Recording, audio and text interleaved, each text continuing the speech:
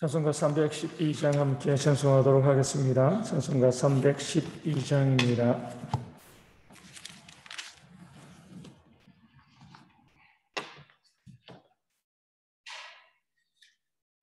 찬송가 312장 함께 찬송하겠습니다. 나 하나님께 이끌리어 일평생 주만 바라면 어려울 때 힘주시고 언제나 지켜주시리. 지키신 사랑 믿는 자 그 반석 위에 서리라. 너 설레는 맘 가다듬고 희망 중 기다리면서 그 은혜로 진주의 뜻과 사랑에 만족하여라. 우리를 불러주신 주 마음에 소원하신다. 주 찬양하고 기도하며 내 본문이 쏟아라. 주 약속하신 모든 은혜 내게서 이루어지리라. 참되고 의지하는 자 주께서 기억하시리.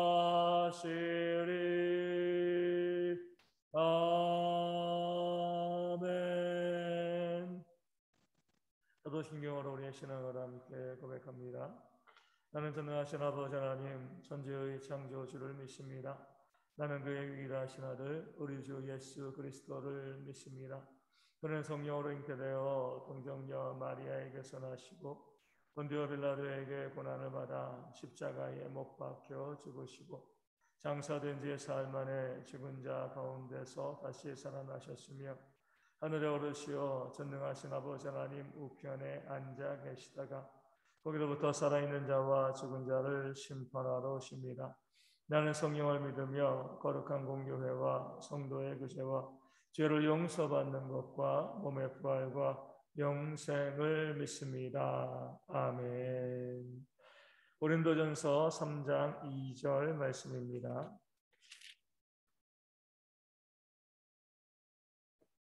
고린도전서 3장 2절 말씀. 제가 말씀을 읽어드리겠습니다. 내가 너희를 저주로 먹이고 밥으로 아니하였노니 이는 너희가 감당하지 못하였음이거니와 지금도 못하리라. 아멘. 오늘 말씀은 사도 바울이 좀 안타까운 마음이죠. 내가 너희를 저주로 먹였다. 밥으로 먹이지 아니하였다. 양육하는 자가 양육을 소홀히 했다. 이런 의미가 아니죠. 왜냐하면 우리 갓난아기들에게 밥을 먹일 수는 없잖아요. 태어나서 얼마 되지 않은 그 아이는 젖을 먹여야죠. 아니면 분유를 먹이든가 그 아이가 소화시킬 수 있는 것을 주는 겁니다. 어른들에게는 우리 젖을 주지 않죠. 분유 주지 않죠. 우리 밥을 주고 단단한 음식을 주게 되어 있습니다. 양육하는 자가 양육을 받는 자에게 어떤 음식을 주는가는요, 무엇과 연결되어 있냐면 양육받은 자의 상태가 어떠한가 여기에 연결되어 있습니다. 갓난아이가 어린아이라고 하면 젖을 줄 수밖에 없습니다. 좋은 양식을 줄 수 있음에도 불구하고 밥을 줄 수 있음에도 불구하고 어리면 젖을 줄 수밖에 없는 거죠. 지금 고린도 교회 이 성도들의 상황이 그려 있습니다. 이 저지란 신앙의 아주 기본적인 기초적인 말씀, 쉬운 말씀을 의미하고요. 밥은 신앙의 깊은 뜻을 가지고 있는 영적인 깊이가 있는 하나님의 비밀의 그런 말씀을 의미합니다. 사도 바울은요, 고린도 교회 교인들에게 가장 처음에 가서 당연히 하나님을 알지 못하는 자들에겐 젖을 먹이는 거죠. 영적인 가장 기본적인 말씀, 기초적인 말씀을 증거하는 것이 당연합니다. 거기부터 시작하는 거죠. 그러면 그렇게 젖을 먹었으면 이제 이유식 먹고요, 밥을 먹고 또 여러 가지 고기도 먹고 단단한 음식을 계속 먹는 그런 성장의 과정이 있었어야 되는데 뭐라고 말씀하고 있습니까? 너희가 감당하지 못하였고 지금도 못하리라. 영적인 성장이 어린아이의 시기에서 정체되어 있었습니다. 그렇기 때문에 좀 더 좋은 음식을, 좀 더 단단한 음식, 좀 어렵긴 하지만 하나님의 지혜와 비밀이 담겨있는 귀한 말씀을 고린도 교회 성도들에게 전하고 알려주고 함께 영적인 기쁨을 누리고 싶은데 늘 어린아이와 같은 상태, 영적인 어린아이 상태에 머물러 있기 때문에 사도 바울이 그들에게 좋은 양식, 좋은 음식, 밥과 같은 그런 장성한 자가 먹을 수 있는 그런 말씀의 양식을 나눠줄 수 없는 상태이다. 이렇게 말씀하고 있는 거죠. 얼마나 안타까웠겠습니까? 우리도 그러지만 아이가 태어나면은요, 계속 자라야죠. 우리 많지 않지만 이 땅 가운데 어떤 질병으로 인하여서 아이들이 자라지 못하는 경우도 있습니다. 몇 세대 뒤에 우리 갓난아이 태어난 지 얼마 안 된 아이처럼 그렇게 작은 그런 아이들, 그런 아이들 보면 너무나 안타깝잖아요. 아, 저 애가 좀 자라서 마음껏 뛰며 또 먹고 싶은 거 마음대로 먹으며 그렇게 자랐으면 좋을 텐데 그런 마음을 우리 모든 부모들이 갖는 것처럼 사도 바울도 마찬가지입니다. 모든 준비가 다 되어 있거든요. 그들에게 장성한 자가 먹을 만한 영적인 비밀, 귀한 말씀을 그들에게 전해줄 모든 준비가 다 되어 있음에도 불구하고 이 고린도 교회 교인들이요, 그 어린아이의 상태에서 벗어나지 못하고 있기 때문에 그 귀한 말씀을 증거하지 못하고 또 어린아이의 말씀, 어린아이가 받을 만한 그 말씀을 반복하고 또 증거할 수밖에 없는 그런 안타까운 마음이 오늘 본문 가운데 나와 있습니다. 그래서 오늘 이 본문, 우리가 살고 있는 지금 이 시대에 우리 교회를 보여주는 모습이 아닌가라는 생각을 해보게 되어집니다. 교회가 장성해야죠. 우리 성장해야죠.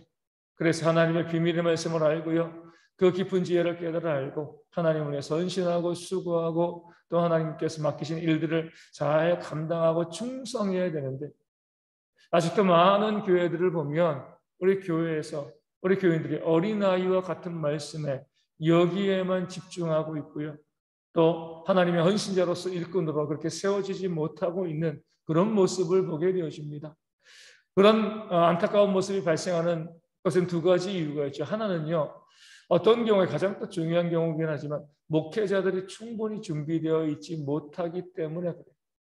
내가 영적인 비밀의 말씀을 알고 있어야지 성도들에게 그 귀한 말씀을 증거하고 나눌 수 있습니다. 근데 목회자들이 말씀을 연구하고 기도하고 하나님의 뜻을 받는데 게으르게 되어지면 목회자들이 줄 수 있는 것이 저주로 된 양식, 영적인 기초적인 초보적인 그런 양식밖에 없는 거죠. 그렇기 때문에 그런 양식들을 주게 되어지는 겁니다. 그런 양식들을 주면 어떤 일이 벌어지는 거죠? 우리 가정에서 보면 우리 부모가 자녀들에게 음식을 이제 이 식사를 제공할 때 우리 정말 자녀들을 사랑하는 부모들은요, 그 식사를 준비하고 이 자녀들에게 주는데 상당히 많은 이 노력과 애를 쓰게 되어집니다. 좋은 재료 사다가요, 또 자녀들이 잘 성장할 수 있도록 그 오랜 시간을 걸려서 또 음식을 만들고 그것을 자녀들에게 제공해 주죠. 근데 부모가 그 자녀들에게 음식을 만들어주기 싫어서 그런 재능이 없다고 하면서 매일 햄버거라든가 이런 것만 사주면 아이들이 점점 몸은 커지죠. 그렇죠? 하지만 그것이 건강해지는 게 아니죠. 비만이 되어지고요, 몸이 더 질병에 머물러 있게 되어집니다. 그런 모습이 우리 한국 교회 가운데 있는 것을 보게 되어집니다. 정말 밥과 같은 좋은 음식 잘 준비되어져서 그 성도들의 영을 풍요롭게 할 그런 음식을 성도들에게 제공해 주는 것이 아니라 우리 정크푸드 같은 우리 햄버거와 같은 이런 피자와 같은 뭐 가끔 먹는 건 문제 발생하지 않지만 내가 해주기 싫어가지고 그런 거 사다가 계속 이 교인들에게 먹이면은요, 그 교회의 규모는 점점 커집니다. 참 재미있는 게 영적인 참된 말씀을 증거하면 교인들이 좀 어렵기 때문에 이 교회가 잘 커지는데 어려움이 있는데, 그 정크푸드와 같은 양식을 교인들에게 제공해 주면은요, 그것이 맛있다고, 입맛에는 좋으니까요, 맛있다고 그것에 길들여져 가지고 교회 규모가 점점 커지는, 하지만 그 안에 들어가서 그 말씀을 들어보면 하나님의 영적인 지혜가 있는 것이 아니라 세상에서 뭐 재미 말 잘하는 사람들이 재미있게 우스갯소리하는 그런 소리들로 가득한 그런 설교를 듣게 되어집니다. 목회자들이 좋은 음식을 만들려고 준비하고 애쓰지 않는 거예요. 그러니까 성도들에게 영적인 온전한 양식을 나눠주기 위해서 하나님께 무릎 꿇고 기도하고 말씀을 묵상하고 연구하는 그러한 모습 가운데 목회자들이 준비되어지지 않는 거죠. 그러면 성도들이 어때요? 성도들에게 그 정크푸드와 같은 어린아이가 먹는, 또 몸에 좋지 않은 그런 영적인 양식들을 제공해 줄 수밖에 없습니다. 이것이 한국교회에서 성도들이 밥을 먹지 못하고 젖을 먹는 이유 중에 하나죠. 두 번째는요, 성도들에게 있습니다. 목회자로부터 하나님의 비밀한 지식의 말씀을 듣는 것보다 우리 햄버거와 같은 그런 어린아이들이 먹는 또 정크푸드와 같은 이런 말씀을 더 좋아한다는 겁니다. 내 귀를 즐겁게 해주고요, 내 마음을 기쁘게 해주는, 재미있는, 늘 들으면 뭐 우스갯소리도 나오고, 그래서 너무나 가볍지만 재미있게 잘 들었다라고 이야기할 수 있는 그런 말씀을 선호하는 교인들이 많이 있다는 거죠. 목회자와 성도가 어떻게 보면 그런 측면에서 서로 합이 맞기 때문에 한국교회의 영적인 성장이 지체되어지고, 오늘 사도가 우리 이야기한 것처럼 예전에도 그리하였는데 지금도 그러하다라는 모습들이 우리 가운데 보여지는 겁니다. 교회는요, 영적인 양식을 잘 먹어야지 성장할 수 있습니다. 온전한 말씀이 증거되어야지 성도들이 자라죠.